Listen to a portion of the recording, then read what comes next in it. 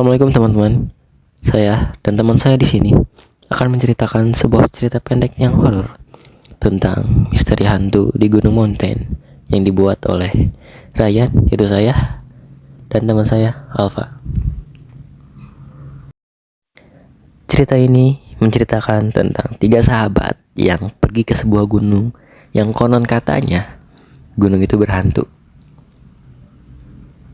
Mau tahu ceritanya?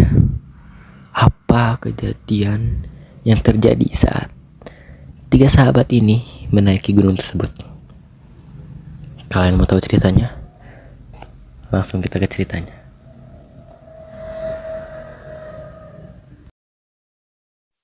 Inilah dia misteri Haunted Mountain. Di sore hari, ada 3 orang yang berteman sangat dekat. Mereka sedang beristirahat di pos 1 untuk melanjutkan perjalanan mereka untuk sampai ke puncak gunung. Sesaatnya mereka tiba di pos 2, seseorang yang bernama Robi memutuskan kepada temannya untuk berkemah di pos 2. Si Robi ngomong, "Bro, kayaknya kita berkemah di sini aja dulu. Lihat tuh, hari udah mulai gelap. Kita juga harus mengisi tenaga buat lanjutin ke puncak gunung." Temannya, si Raihan namanya, ngejawab, "Setuju tuh, gue juga udah kelelahan banget buat jalan lagi." Temennya yang satu lagi juga bilang, Rojak namanya, "Oke, boleh tuh, sekalian kita sholat dulu," kata si Rojak. Sampainya mereka di pos 3, tiba-tiba si Rojak ingin buang air kecil. Si Rojak bilang, "Duh, gue kebelet kencing nih." Si Raihan pun ngejawab, "Ya udah, buruan ya, jangan lama-lama, jangan jauh-jauh nyarinya, takut tahu udah mau malam." Saat Rojak berjalan mencari tempat untuk buang air kecil, ia melihat botol minum Robi dan tas Raihan yang berisi barang-barang itu berserakan di tanah. Si Rojak ngomong dong dalam hatinya, "Hah, itu kok mirip tasnya si Raihan ya?" Sesudah Rojak melihat tas dan botol minum yang berserakan, ia mengira barang-barang itu milik orang lain yang terjatuh. Tetapi si Rojak tidak memikirkan hal itu. Ia terburu-buru mencari tempat untuk buang air kecil dan sampailah di dekat sumur kecil yang sudah tua. Sesaat Rojak ingin membuang air kecil, ia terkejut dan berteriak. "Ah!" Si Rojak pun berteriak sangat kencang. Ia terkejut melihat ada mayat dirinya dan teman-temannya yang bergeletak tak bernyawa. Si Robi dan si Raihan saat sedang mengobrol, ia mendengar suara teriakan Rojak yang sangat kencang. Lalu mereka menghampiri si Rojak yang berteriak. Si Robi berkata, "Lu kenapa, Jak?"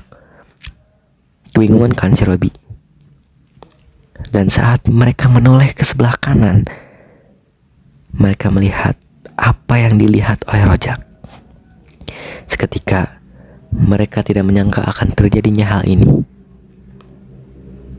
Kita flashback ke 2 hari sebelum mereka pergi memuncak. Saat malam hari di rumah si Robi, dan si Robi lagi mengemas barang-barangnya untuk besok pergi memuncak. Suara pintu kayu terbuka. Ibu Robi datang dan bilang ke si Robi, "Bi, mau kemana mengemas barang-barang malam-malam begini?"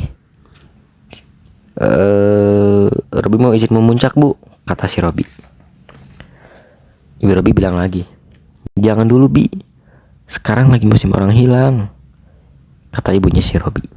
Si Robi pun ngejawab lagi, "Gak apa-apa, Bu, Robi kan udah dewasa, udah bisa jaga diri sendiri."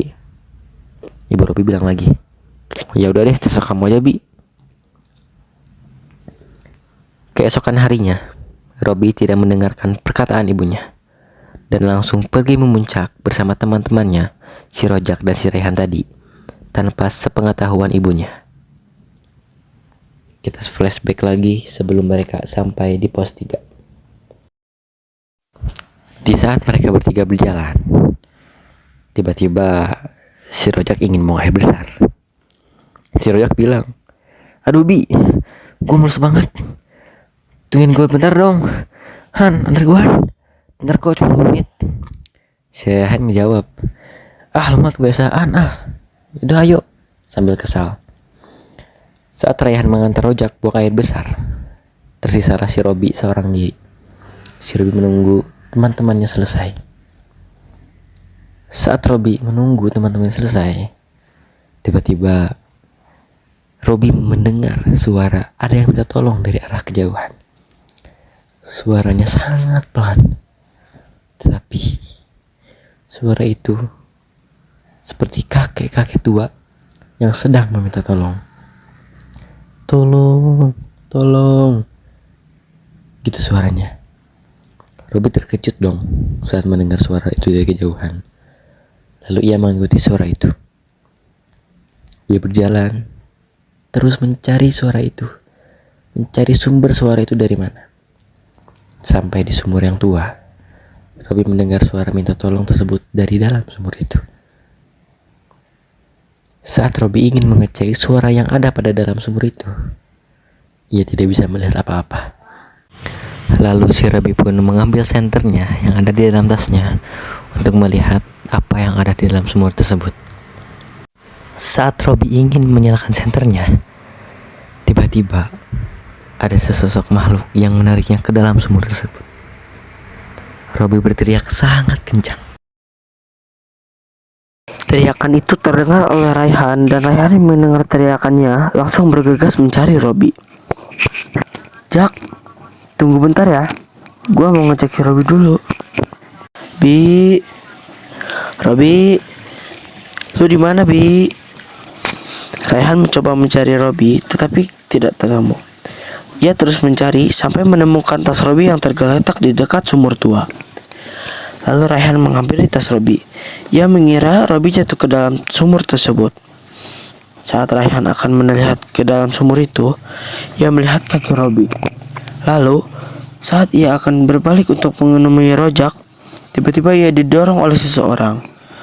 Rayhan pun terjatuh ke dalam sumur tua itu.